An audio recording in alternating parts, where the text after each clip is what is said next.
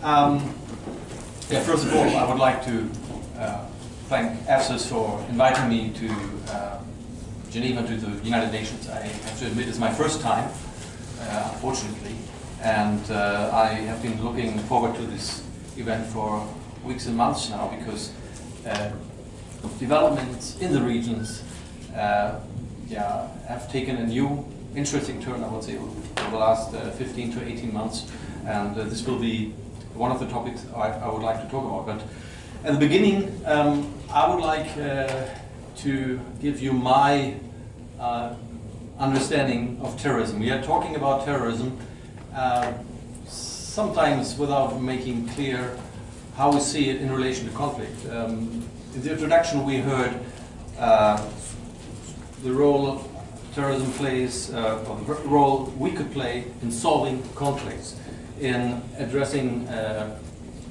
issues of global peace, and this is why I think we should maybe come first with a kind of a definition, if you like.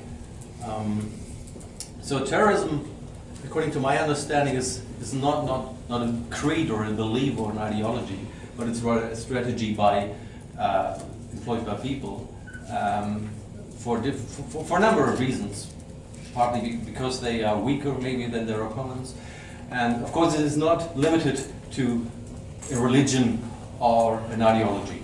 This is, I think, important to understand. So what is specific about terrorism is that it targets not only the victim but also the audience, and by targeting the audience it also affects the communication, because normally when we have an act of violence, when I take my fist and just punch my neighbor, you as the audience can see what I have done. You're not personally affected, and you can witness what has been done to my neighbor, and you can say this has been a crime. But if I do something which also affects you in your psychological capacity, then this process of judgment and reconciliation is much more difficult. This is why I think we are struggling much more with terrorism than with other forms of political violence, like violence which occur maybe during election times, or when there is a civil war-like situations with clear parties, and so on.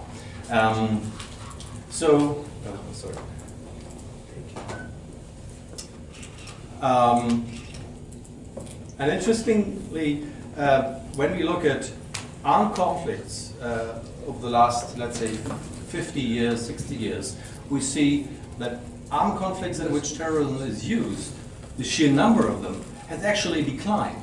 That's quite interesting. We had in the 1970s or 80s about the same number. In the 90s we had much more political violence, armed conflicts where terrorism was used than today. I think now we have almost the same level like as in the 1970s or early 80s.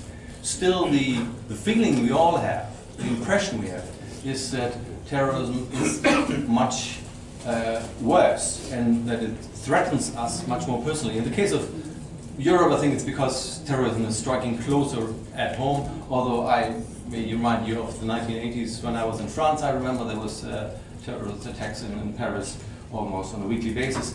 So something in our mindset has also changed, that we feel more vulnerable, although as a matter of fact,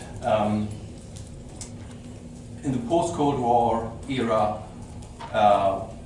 organized political violence has rather declined. And I think one of the reasons is that states, also in the South Asian region, like Sri Lanka or India, and I would even say, and maybe this is debatable, Pakistan, are more consolidated, and in a way their borders are more clearly defined and secure than they have been. I may remind you of conflicts in the 1950s and 60s in the northeast of India, for instance, which have, I mean, there is still terrorism, yes, but the territorial integrity is not questioned anymore. There was a book, I think in the 1950s, by American scholar Harrison, India, the Most Dangerous Decades, where he predicted the breakup of India. So this is not an issue anymore. Yeah, as we discussed yesterday evening when we met, maybe the glass is not half full or half empty, but it's just too large because we have come too close to the object of our debate. We have come because terrorism strikes these days almost everywhere. It could strike here, it could strike at our home, no matter where we are. So we lose distance, and this is, I mean, as academics, at least, we should try to keep the distance, even if it's hard.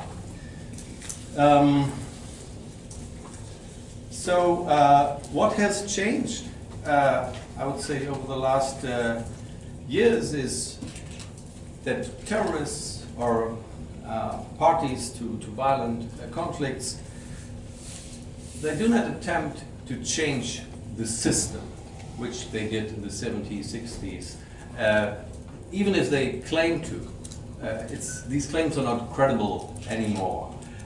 They do not, or very rarely do they attempt to achieve succession or separation of a territory to find a new state. Of course, there are some examples, and of course, the case of Jammu and Kashmir is one example, one exception. Membership of terrorist organizations is rather fuzzy these days. People change their allegiance more rapidly. It's sometimes when we have a terrorist act and it is claimed by an organization, it's rather like a virtual membership or virtual affiliation to this organization. And at least to me, it's not clear if people, when they claim to be part of a terrorist group, if they really think that this organization could bring them a better life, or they just do it because they think that their otherwise criminal act is now seen in a better or in a more menacing light. This affects, in particular, I would say, the young people, the youth. Of course, I mean, in any violent conflict, male population from 15 to 29, I would say, is the main participant. But young people used to be part of organizations, and they were sometimes used as troops, and they, if they survived, they had this hope they could climb up the ladder of the organization, maybe become the leader of the organization. Whereas today, and I think it started rather in the 1990s already in West Africa, we saw it, that, and I think now we are seeing it also in South Asia, in Kashmir, that young people are, in a way, fighting as youth for themselves, for a better future, without being that much connected to political movements that they used to be. So, when we look at South Asia, just to give you a brief overview, there was decolonization of the Indian states in the 1950s, which there was not just Jammu and Kashmir, but also Hyderabad and other cases. Then there was, of course, a territorial conflict between India and Pakistan. 3, 4, or 5 wars have been fought between the two. There were struggles for succession and autonomy in Jammu and Kashmir in the northeast, Balochistan, Chittagong hill tracts in Bangladesh, Tamil Eelam in Sri Lanka, Sindh, Pakistan, Khalistan. There was struggle for system change by the Naxalite movement in Nepal in the 1990s. Not all of these conflicts have been resolved, but and especially, I would say, Balochistan, and to some extent, of course, also Jammu and Kashmir are still ongoing conflicts. But many of these conflicts are now not put on the back burner, but they are fought out rather locally with less attention than before. Of course, also because we have other hotspots. And yeah, the organizational patterns have changed. Organizations used to be very patriarchal, led by old men. And nowadays, you know, terrorist leaders we read about in the newspapers, they're at their 30s, sometimes in their 20s.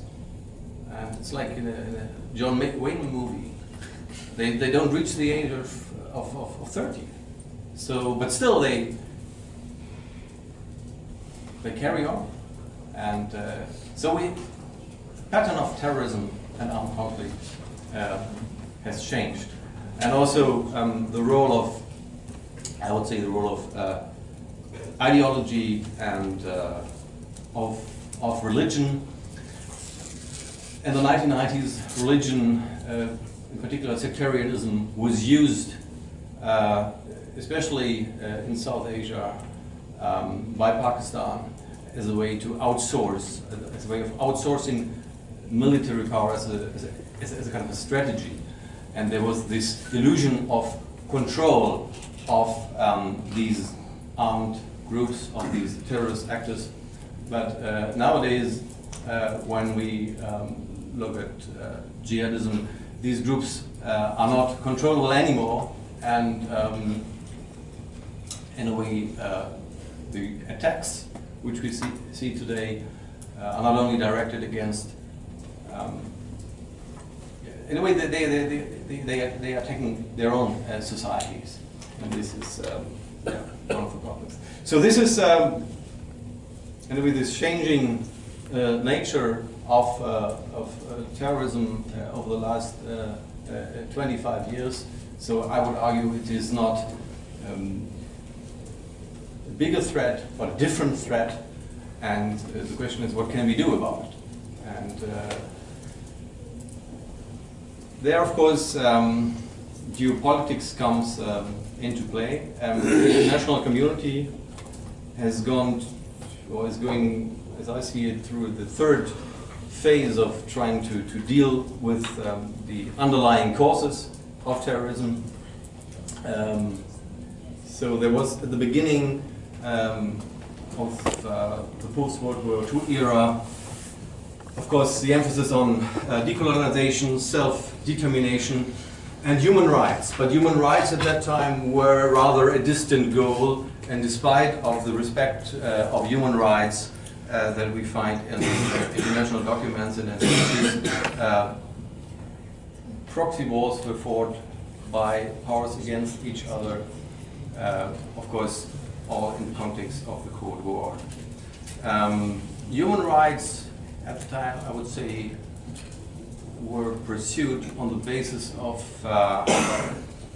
international peace. And international peace, of course, was not peace on the ground level. It was rather the peace of the countries involved, and not the peace of the people involved. And then I think from the 1970s on, and you can read this in a beautiful book by Mark Mazur on governing the world, the history of an idea. Human rights came very much to the forefront, and this is why we are sitting here nowadays. That human rights, fight against terrorism, but also intervention, the right to intervention, maybe the duty to intervention, became in a way the creed of at least one part of the international community. And the new consensus in a way was that violence, or is today, that any form of violence in a way is the problem. So nowadays we are trying to teach even young boys and girls at school they shouldn't be violent. This was not the case. When I grew up, my father was at some point disappointed that I hadn't broken any windows when I was 12 or 13 years. He thought there was something wrong with me. If he did this today, or we do this today, this might be a human rights violation, cruelty towards our children. So again, maybe this is one of the reasons why we feel so much threatened, because we talk about violence every day and try to prevent it. I don't want to give the impression that I'm in favor of violence, but I mean, it has been part of the human condition for the last few thousand years. And nowadays, we have a, I think I would say we have an international agenda to prevent violence at all stages, at all levels. But maybe this is already changing, and I didn't have the opportunity to listen to President Trump's speech today, but I would assume that he doesn't subscribe to this anti-violence agenda, and maybe there are also other leaders who use sometimes the same arguments or have similar support groups within their society, and they say that, well, violence may be a problem, but there are also other problems, and it should be dealt with locally. And I think this could be the future, whether we like it or not. And now, finally, I would like to address the question of Jammu and Kashmir in the context of the Shanghai Organization and the Russia-Pakistan rapprochement. Because if this is true of this peace and non-violence, and that could bring other countries in, like China or Russia, which are closer to the region. And in a way, Pakistan's policy towards China, which was in contrast to its policy vis-à-vis the United States, very much based on Realpolitik and not on morality or vengeance, could show the way how Pakistan could use also Russia's new interest in the region, firstly to gain leverage vis-à-vis the United States, of course, but also maybe at a later stage to promote trade and economic well-being of its people. Of course, then we have the regional conflict we have to talk about, in particular Balochistan, but maybe this new framework, as I would call it, if it is successful in the case of the Taliban, we could get from moderate Taliban, if we find a formula in this most pressing case of terrorism and armed conflict in the region, to moderate the positions of all three parties involved in the Jammu and Kashmir conflict. So this is basically maybe, I would say, food for thought for all of us when we talk about human rights, when we talk about violence, terrorism, and conflict. Maybe, whether we like it or not, we are entering a new era where local, regional frameworks and Realpolitik on the regional level becomes more important. And I would like to invite you to discuss with me in the Q&A what this could mean for this, for the root causes and for possible solutions to this conflict. Thank you.